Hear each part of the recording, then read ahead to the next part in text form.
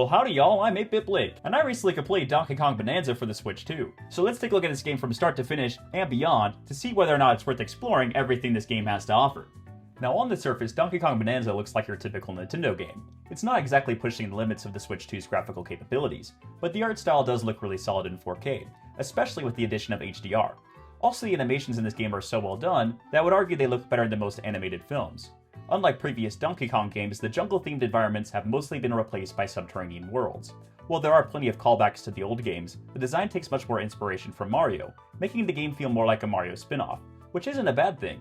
Much like a Mario game, you'll be scavenging every corner of the world in search of Bonandium Gems. Unlike Power Stars, however, Bonandium Gems are completely optional and are used solely for upgrading DK's skill tree.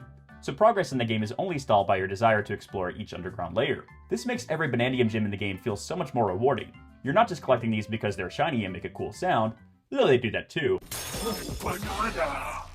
But rather, the more bananas you eat, the better Donkey Kong you'll become. This also helps to justify the development team's decision to tackle a new character. If this was a Mario game, you couldn't simply lock his ability to jump behind skill points. But because Bonanza's gameplay is primarily focused on strength and physical prowess, it better lends itself to unlockable upgrades. In addition to Bonandium Gems, you'll also find fossils and Bonandium Chips.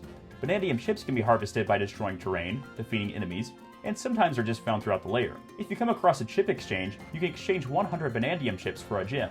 Fossils, on the other hand, are a form of currency that can be used to purchase outfits. These outfits not only let you customize your look, but also provide different stat boosts, so depending on which layer you're in, and which Bonandium Gems you're going after, you may find it beneficial to change up your look. You can also use the gold you've collected to purchase items and treasure maps. Treasure maps will show you the location of Bonandium Gems in fossils, so you don't have to run around like a silly goose. Though you can do that too, because now DK can transform into what's known as Bonanza forms, giving him the powers of the animal kingdom. By speaking to the village elder in each layer, DK and Pauline will unlock a special concert where they combine their power to transform Donkey Kong into a different animal. After completing a short tutorial level, you'll have full access to the Bonanza. You'll have to collect gold or eat melons in order to store up enough energy to activate the Bonanza. Each Bonanza gives DK a new ability that will allow him to traverse new areas in each layer. For example, the Zebra Bonanza allows DK to run over crumbling terrain and water, while the Ostrich Bonanza allows DK to fly short distances. I think not having a Donkey Bonanza was a big missed opportunity. Throughout the game, DK and Pauline will have to combine their powers to overcome a variety of obstacles and fight off Voidco. Each boss is themed to its respective layer, and will have you taking advantage of your newly acquired Bonanza form to take them down. Occasionally you'll run into Grumpy and Poppy Kong. They're Void Kong's trusty henchmen, who will do anything for their boss, except actually try to stop you. When you beat them, they kind of just give up, just for them to come back and make excuses for not finishing the job. But I kind of like how they're used here, and they even have a large part to play in the post-game content. But more on that in a minute. After fighting off evil henchmen, you can rest at a getaway. These are small cabanas that you can unlock for just 100 gold. If you decide to sleep at a getaway, you'll have the option to listen to Pauline, who will make some fun comments while DK tries to sleep. Welcome, sir, to the Eggshell Hotel. That was my I work at the hotel voice. Was I convincing? Sleeping at a getaway not only resets your hearts, but will also give you bonus hearts as well. If you have multiple getaways unlocked in each layer, you'll receive even more added health. So it's always worth it to unlock these every time you come across one. Additionally, some getaways will feature a tome who will act as an all-in-one store. If you tip him for his services, he may just give you a record, which can be changed at each getaway. I can never tip at a restaurant again, unless they give me a vinyl. You can also find records by defeating enemies in Crocoid challenges. These are bite-sized arenas which will have you defeat a certain amount of enemies within a time limit. In addition to Crocoid challenges, you'll also find a variety of challenge courses. They're sort of like a mix between Mario Sunshine's secret courses and Breath of the Wild shrines. Some are more focused on platforming, while others will have you solving puzzles. Challenge courses are a great way to rake in bananas, and act as a fun diversion from the main story. Story-wise, Donkey Kong Bonanza does a lot more than you would expect from a Nintendo game. However, it's still a pretty simple plot, all things considered. Aside from Pauline, there isn't a lot of character motivation. Void Kong, for example, doesn't have any particular reason for being evil, apart from the fact that he's just greedy. I love gold!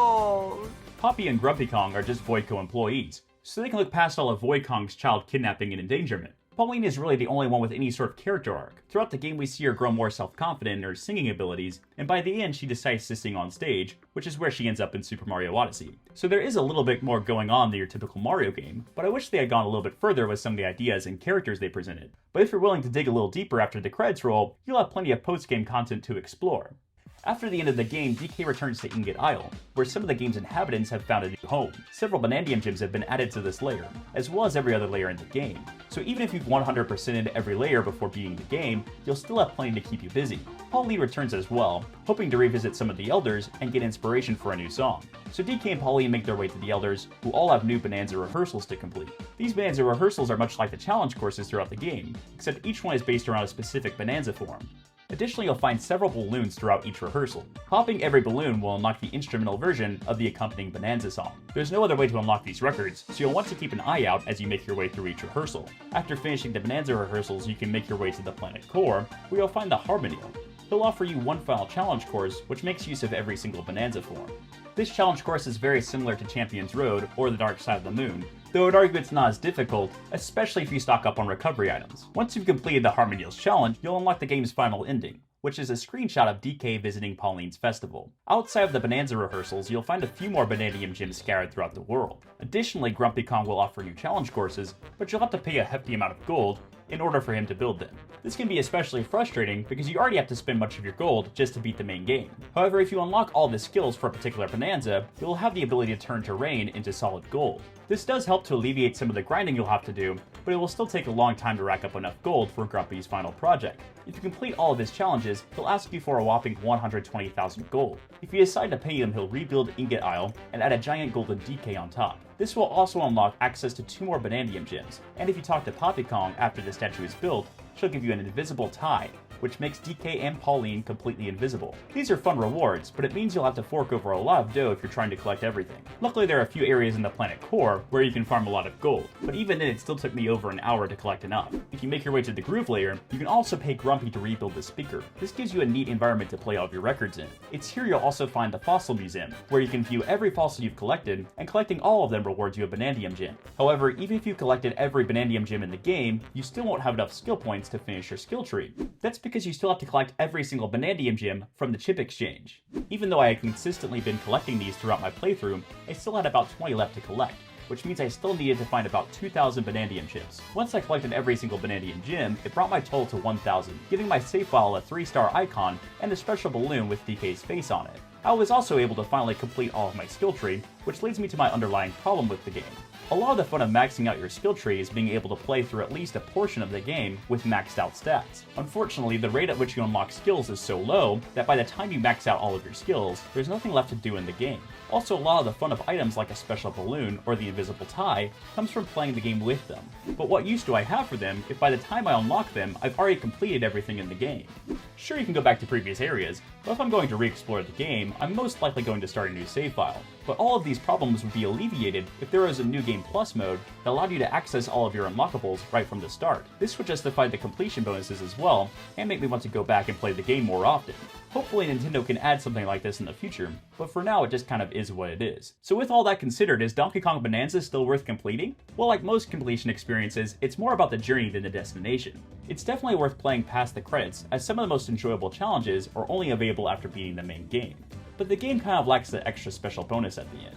I half expected to unlock some sort of additional level, akin to the Mushroom Kingdom in Super Mario Odyssey. It would have been really cool to unlock something like New Donk City as a playable area. However, the Harmonial Challenge feels like the ultimate ending for this game. And even if you don't unlock every skill in the game, you'll still have a blast just completing all the extra bonus challenges. Donkey Kong Bonanza feels like an amalgamation of the best Nintendo games from the last 10 years. As I played through the game, it oddly felt like I was playing Super Mario Odyssey and Breath of the Wild at the same time. The sheer scale of every layer, as well as some of the physics and less structured puzzle solving, makes the game feel very Zelda-like in nature, whereas the overall gameplay loop feels very 3D Mario-esque. And it does all of this while innovating in its own ways by adding destruction mechanics and modernizing the overall image of what a Nintendo game can look like.